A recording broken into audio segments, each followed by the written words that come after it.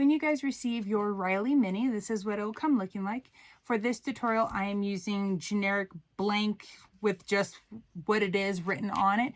This video is going to be used regardless of any design, print, if it has extra, anything that you might have on it for anything. But if it's labeled Riley Mini, this is the tutorial that you're going to use. So we're going to just open this up.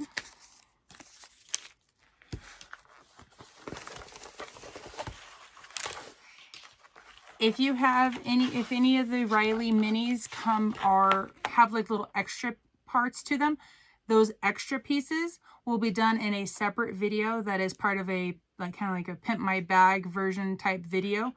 So you'll watch that for like the little add-on pieces, but ultimately, like I said before, this will be the video that you use for the assembly of the whole main bag. What your layout should look similar to mine. Yours will have designs. Mine just say what the different pieces are. If it does have any of the extras on there, it might be on this piece kind of with a slight different layout, or it could be in a completely separate extra little piece to it. But that's going to vary from design to design. But ultimately, we have our back, we have a front, we have our two zipper gusset pieces, we have our main body zipper gusset, our main gusset. We have two D-ring tabs. And then for our lining, which uses waterproof canvas, and I absolutely love this stuff because you don't have to interface it. We have our two main body pieces, our zipper gussets, and our bottom gusset. And then all I have to do for this one, I'm just going to take it over and to my iron and give it a nice press. It's going to get out this crease. After you cut these out, because this bag uses binding, I will tell you how much binding it will take once we get to that point, and then I will have it down below in the description. So if you didn't want to necessarily watch this full video, if you look down in the descriptions, I list the seam allowances and the different hardware that you need for this. So you can kind of do like a Reader's Digest version of this tutorial. Just look down in the description. I have cut out some Decoville Light, but I'm not sure I think I'm going to skip the Decoville Light just because this is not the biggest bag in the entire world. If I do, actually, I think I'm going to use it in the gusset and the zipper gusset just because I like having that shape have a little bit more structure. But the front and the back, I'm not going to. So all you have to do for measuring for your gusset pieces, if you so choose to put in interfacing into it, cut it an inch shorter and about an inch narrower. So that way it's just from one side. So inch shorter, inch narrower. And then for the zipper gussets, an inch shorter. And even though you don't have a ton of room, I'd probably go about 3/4 of an inch wide of a piece to go right down the middle, or like 1/2 inch to 3/4. It's just a little bit of something to help with the structure. After you cut these pieces out, minus the D-rings, but your front, your back, these pieces, use your exterior to cut out your lining pieces. Just because sometimes it has nothing to do with K&A, it has something to do with the printers. Sometimes they come out perfect, sometimes they're a little on the bigger side, and then sometimes they might be a tiny bit smaller. Just to be rather safe than sorry, use the exterior piece, center it up, and that way if it is larger, you're trimming it down to the size that you actually need, and you don't have to worry about trimming it later. And if it ends up being printed a tiny bit smaller, just center it up. And even if you get like a little bit of the white outside of the artwork, it's okay because it's just going to get sucked up into the seam allowance, or in this case, because we're using binding for this bag, it's going to get hidden inside the binding. So you will never know that you have like maybe an 1/8 of an inch of white, as an example. So just make sure you do those. So I'm going to give this a press first. I'm going to get everything cut out, and I will meet you guys at the sewing machine. Okay, for the mini Riley, I got everything cut out. I have my gusset and my gusset lining, my zipper tape or zipper gussets, the exteriors, and my lining pieces, my two D-ring tabs, and then I have both of my exteriors and my two lining pieces all cut out. I decided not to do any interfacing on these at all. I just wanted to see what it looks like without anything in them. Additional things you also need, you're going to need some zipper tape, 1 or 2 zipper pulls. It depends on if you want to do two where it, oh, like they meet up at the top, or just one and then it's just down on the side, your preference. You will need 2 D-rings, or I'm going to be doing rectangles. It really doesn't matter which ones you use. You'll need 2 swivel clasps and a slide adjuster, and this is going to be for the crossbody. And I'll show you guys how to make that at the end. Okay, so with these, and then, oh, you also need material for binding, and whether you use fold over elastic, waterproof canvas like I am, or if you use the pre-made binding, you make your own. Whatever you'd like to use, you're going to be needing binding. And if you also have a business label, you can go ahead and add that on into the bag. So if, depending on the artwork that is on the bag, you can add it to the front of the bag, you get added onto the back of the bag, or somewhere in the lining. If you would like to add a small slip pocket or a very small zipper pocket, those materials are not included in the mini Riley, but you are more than welcome to kind of gauge the size of this and kind of make your own slip pockets if you want to. Again, like I said, they are not, the slip pocket and a zipper pocket option are not included in this sew along. So one of the first things you can do if you want to start here, if you aren't doing the zipper or slip pocket, you can baste the front and back, or the lining to your front and back pieces. If you're going to be adding on a business label, go ahead and before you do bind or baste these together, either add it to the inside or add it to the back, wherever your personal preference is. Just make sure you do that prior to basting these all together. So just get these lined up to the best of your ability, and then you can put some clips on there and then just baste them together at 1/8 of an inch.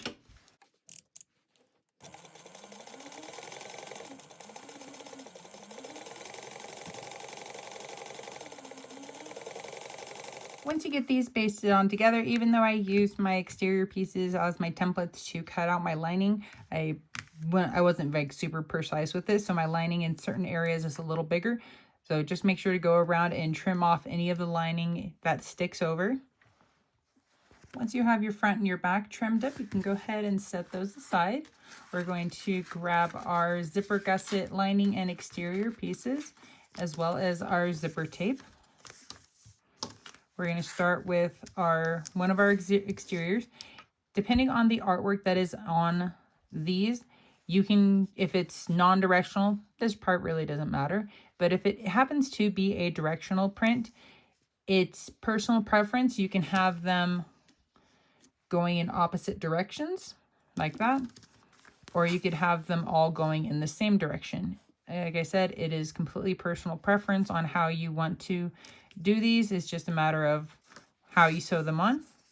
But with our zipper tape, this is our front side, this is our wrong side, or this is the right side and this is the wrong side.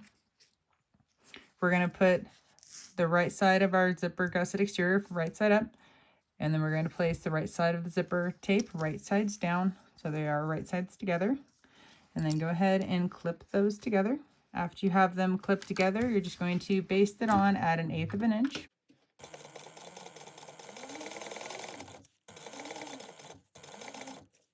After you have this basted on, we're going to grab one of our zipper gusset lining pieces. At this point, it really doesn't matter which direction, even if it is directional, because you're really not going to see it on the inside, especially just this little tiny little area up in the top. So go ahead and clip those on together. And then you are going to sew this together at a 1/4 inch seam allowance. And then if you did lengthen your stitches out for the basting, make sure to drop it back down.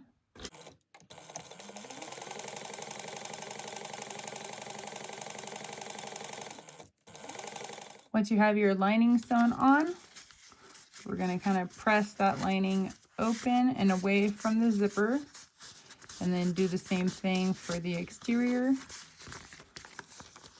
The biggest thing is you do not want to like tug on the zipper, just because that will cause the zipper tape to go wavy. Give it a nice little finger press to flatten it out. And then once you're happy with it, you can go ahead and top stitch at 1/8 of an inch.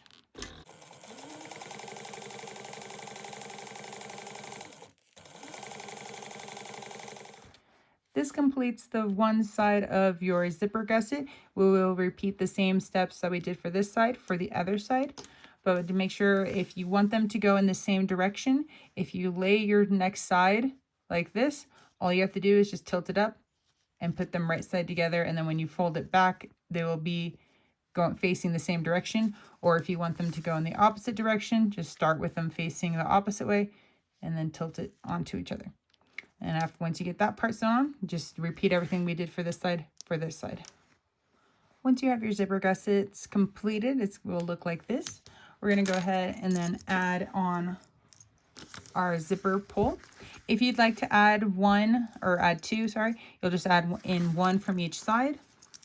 And then if your zipper gusset is set up like mine is non-directional, it really doesn't matter what side you add it onto.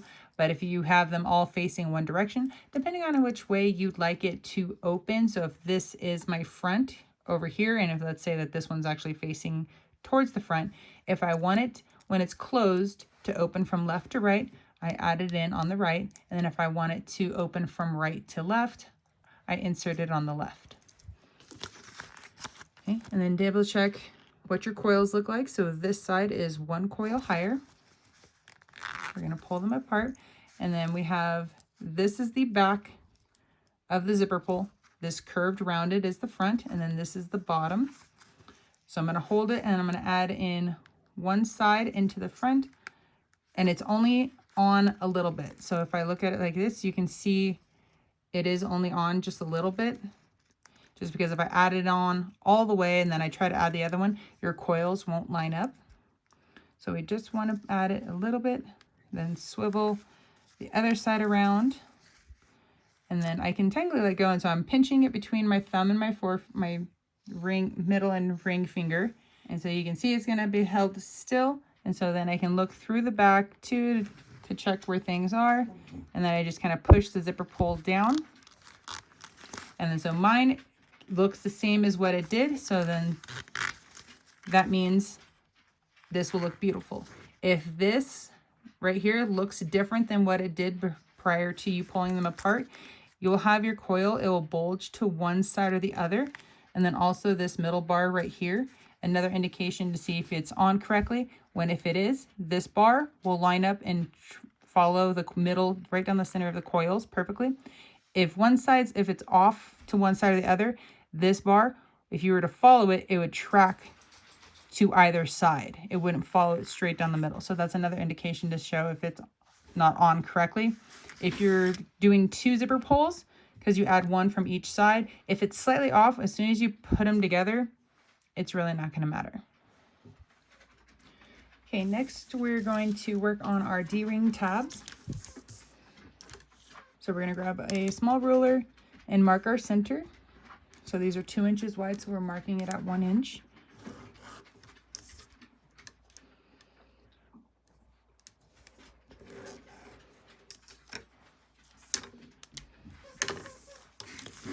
If you want to, you can add a piece of double-sided stick tape right in the middle to be able to fold the edges in to meet at that line, and that tape will help hold the sides in. That's if you want to, you don't have to. Otherwise, I'm going to sew down each of the edges at 1/8 of an inch. Once you have your tabs sewn up, we're going to grab either your, in my case I'm using rectangles, you could use triangles, D-rings, whatever you'd like to use. So we're going to add those on, and then I'm just going to sew them onto my ends. So you have it centered onto the zipper tape itself. I roughly have 5/8. You could always go a little bit more, a little bit less, personal preference on that one. And you're just going to sew this on at 1/8 of an inch. And then you'll do the same thing for this side. After you have both sides sewn on, this is what we should have. We're going to go ahead and then grab our bottom gusset. If the bottom gusset is directional as well as the zipper gussets, depending on if it's like this where it's going in either direction, it really doesn't matter which direction you put the gusset on. But if you have everything facing like this one facing towards you. You want to make sure that you attach this so it would be facing the same direction. You're going to line up your end pieces here. And if it's a little bit wider on the zipper gusset side, that's okay. We can always trim that up a little bit later. But you want to put those together, and you're going to sew these at a 1/4 inch seam allowance.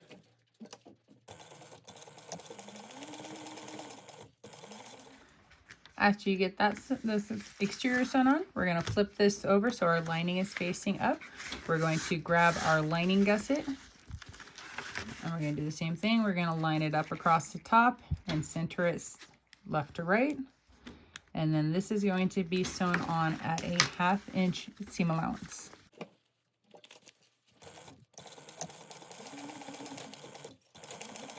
Okay. After you have this side sewn up, we're going to repeat those same steps for this other side.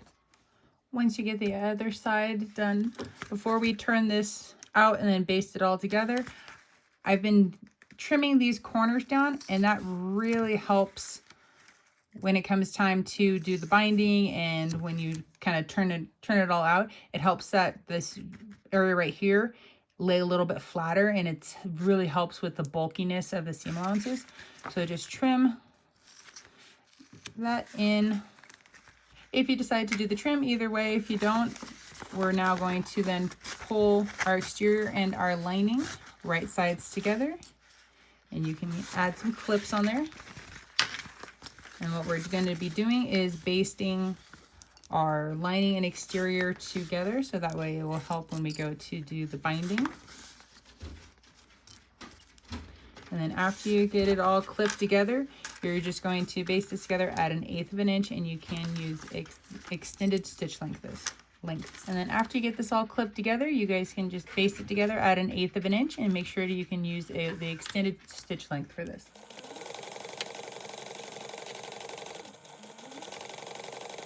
Once you get both sides basted together, so I have a little bit of my exterior that sticks over, but also a little bit of my lining as well. When you go from the narrower side, we're going to trim down even on the exterior a little bit, and then, but you don't want to just go immediately out. You want it to be a gradual outward, so that way it's a nice smooth transition when we go to do our binding. And then just make sure to go around, trim up any of the lining. So I have some lining that sticks out over here. If you make sure to trim up all the lining, and then the other side. So if we have to trim up anything that goes, if this is the wider side, start from further back and trim it in. And that way when you get to the smaller side, it's even. So it's a nice gradual decline or decrease into that. Once everything is trimmed up, we're going to find our centers. So I like to line up this seam right here and add a little clip there, and then pinch up to the top, and then add a little snip. And then even though my lining I didn't quite catch my lining there, it's going to get caught inside of the seam allowance for when I add my binding, so I'm not too worried about it there. Make sure you find the snips for the other side, and then as the bottom as well. And please excuse my youngest 3 as they roughhouse. After you've found the center for your gusset, we're going to find the centers for our front and back. For the bottom part, just line up the bottom curves, throw a clip on there to hold it, and then find the center. And then for the top point, keep that bottom clip there, and then just work your way up towards the top, and then add a snip. And then you'll do the same thing for the other side. A couple additional things that you can do to be able to help get this to fit in quite nicely is to add small snips into your corners. You don't have to do it prior to, but once you kind of test fit it, and then if the corners aren't fitting beautifully, add some snips like this, and that will help to kind of like spread out the material to be able to get it to fit just right. And then make sure your snips are about an 1/8 inch. You don't want to go too much bigger just because the seam allowance for the binding is only 1/4 inch, and we don't want anything of the snips to show through after we do the binding. And so if you're going to do the snips, make sure that you do them to all 3 corners. Okay, after you've done snips, or if you don't want to do snips, not a big deal. We're going to start with, I find it easier to do the front because that's the first thing people are going to see is the front of your bag. And it's the easiest to work with, and so on just the one side. So we want to put our best foot forward, and I want to make sure my front is the prettiest. So we're going to grab where the notch is on the zipper gusset. That's going to go to the top notch that we made just a little bit ago. Going to clip those on. Then I'm going to turn it around, and then I'm going to clip the center bottom. And then at this point, you're just going to go around and ease in all of the sides, ease in the curves. It might take a couple tries of refiguring, like readjusting from the corners and the seams.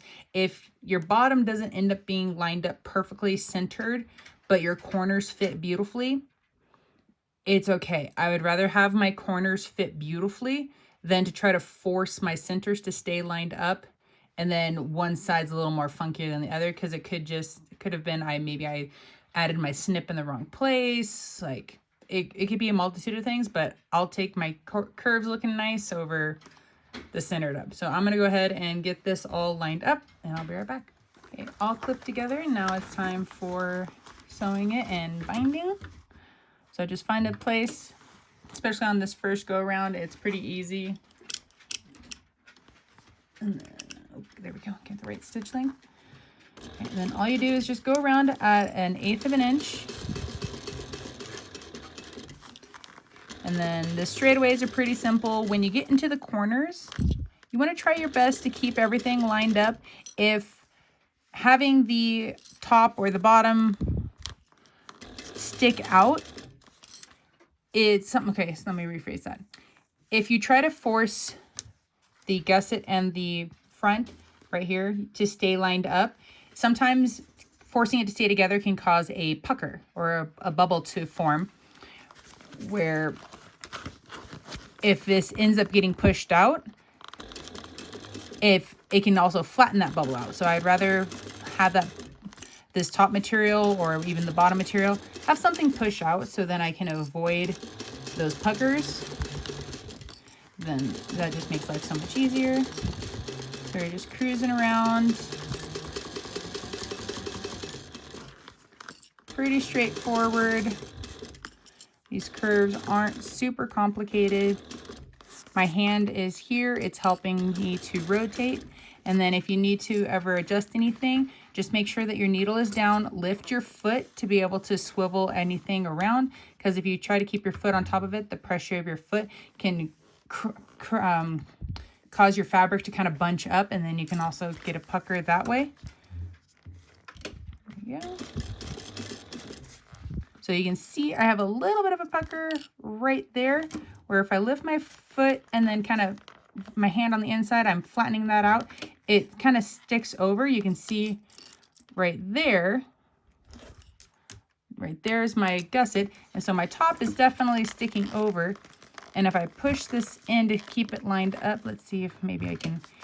So you can see definitely when I force it to stay lined up, it gets that pucker. But then if I kind of I lift my foot, my needle's down, and I push that material down, this goes over. And I just take it at a little bit bigger of a seam allowance so that way I catch the gusset. And then when you come back over here, and then just cruise back down to a normal one, and now I'm back to being lined up. That would help me avoid any puckers into that corner.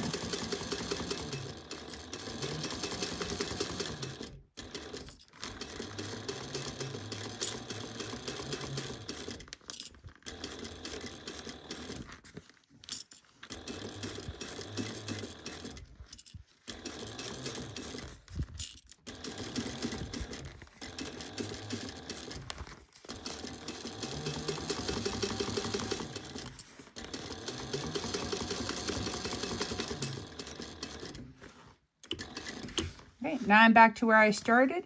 And so you can see in my corners, like the areas that did stick over, what you want to do, oh yeah, this definitely stuck over. Oh, and I missed right there. So I'll go back through and unsnip this corner and try to redo it to make it so that way I don't have so much sticking out. But afterwards, just make sure to go around and any of these areas that happen to stick over, make sure you're looking for from both sides. So from the body side and then the gusset side, trim anything up because you want that to be even. So when you go to add on your binding, you don't have discrepancies in the height of the material, because that will change the depth of your seam allowance for when you do your binding. So go around, trim anything up. I'm going to fix that corner and I'll be right back, and then we'll start working on our binding. Okay, I got everything trimmed up and it's looking good. So now the next thing I want to do is go around with my binding, and you're going to clip this on and then just work it all the way around, and then I'm going to get this all put together and I'll be right back.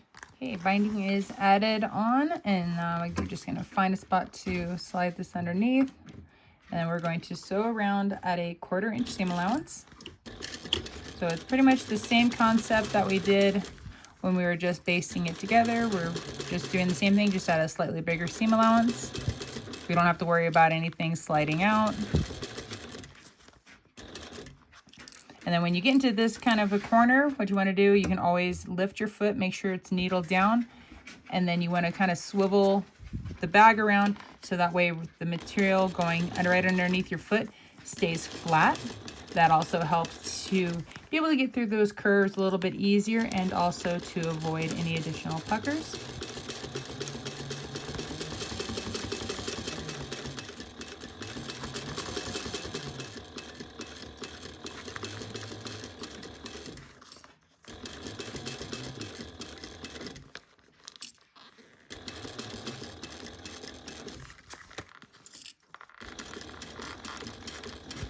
All right, so I definitely slid off into that corner. Oh yeah, I definitely missed my seam allowance. And that can happen, and it's okay. So just go back to where I was on track. And I'm going to kind of push more of my bag here with my hand on the inside to try to keep more of myself underneath my foot.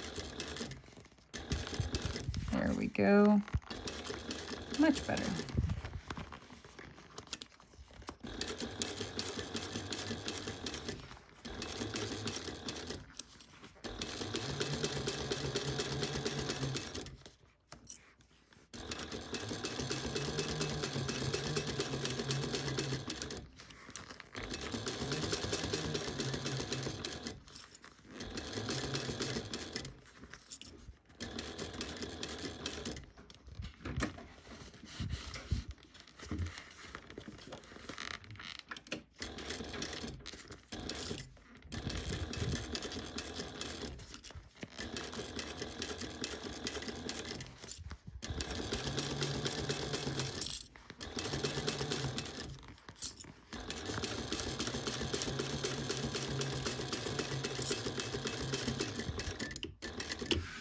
And the binding is now on, and I used waterproof canvas, so any of the areas that it sticks and has more, all I have to do is go around and trim that up, and you can either do that now or you can do that at the very end before you turn the bag right side out. So now we're going to add on our back exterior, and just like we did with our front, but make sure first you open up your zipper, because that's how we're going to be able to turn our bag right side out. We're going to line up the bottom notches, the top notches, and then ease in the rest of the bag with our clips. And I'm going to do that, and I'll be right back. Okay, I got the back all clipped on. So now it's just a matter of figuring out the best place to add or slide this underneath. So I'm doing this side, and so as you can see, my bag's getting a little squished, but that's okay. And then just like we did with the front side, you're just going to go around basting this together at 1/8 of an inch. It's the same process. It's a little bit harder just because you have the front on and it's not as easy to manipulate and move things around. but keeping things lined up, trying to keep things lined up, trying to keep this area flat, letting things move. If it helps to avoid puckers, all of that is the exact same. And then after, when I get this one finished, adding on the binding, what I'm doing here is going to be the exact same. So won't be videotaping that part of this. And then if need be, this is now, we're at the point where I can reach my hand inside and help to adjust anything as need be. And then once I get this bag turned all the way out, I can set it in front of my iron or use the hair dryer to help turn it. That way it kind of helps to get rid of any of the wrinkles.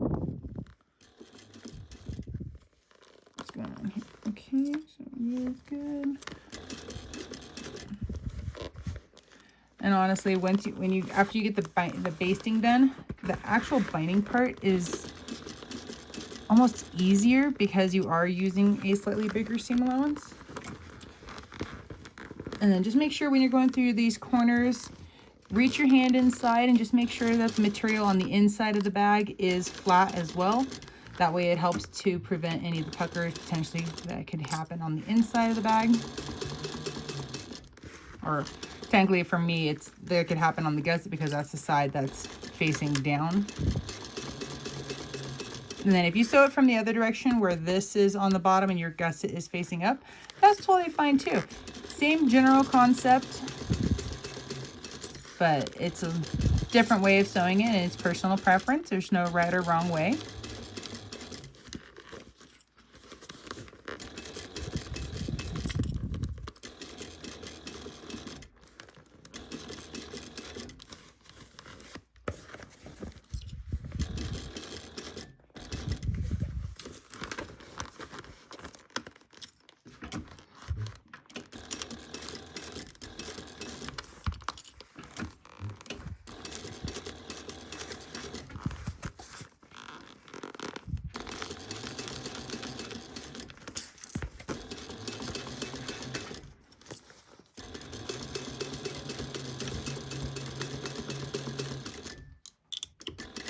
Okay, basting is finished, and just like I did for the front, you're going to go around in any of the areas that hang over. I got a little bit right here. Just trim that off.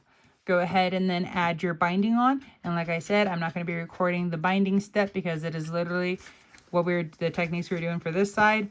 And then between the basting on this side is the exact same process. So go ahead and trim, add your binding on, and then I'm going to, after I get it done, if you have any of the excess like I do, we're using waterproof canvas, make sure to trim that off from both sides. And then go ahead and turn this bag out, and I'll meet you guys when I get this all finished. Okay, so here is the finished bag. I probably would add some stabilizer on the bottom just to be able to help it stand up a little bit and be a little bit more structured. And I did do the candy corn version of this, and I think I ended up doing Decauville Light for the whole thing. And after I turned it and then sat in front of the iron to help it relax the wrinkles, I think I like the more structured look of that one versus this one being nothing. So this is but the nice thing is you can squish it, but then you just have to worry about, it doesn't wrinkle too bad, but it's not too bad without any stabilizer whatsoever. Okay, so now that this is finished, so that's how you make the mini Riley. Now we're going to work on making the crossbody strap for the mini Riley. So we have one end of our strap material. We got our slide adjuster. I'm going to go up and over the center bar. And this part right here is personal preference. I like to just sew a line back and forth a few times right there. But if you want to, you can pull a little bit more. You can sew a box, you can sew an X, a box with an X. It's truly your personal preference, however you would like to sew that. So whatever you decide to do, go ahead and do that.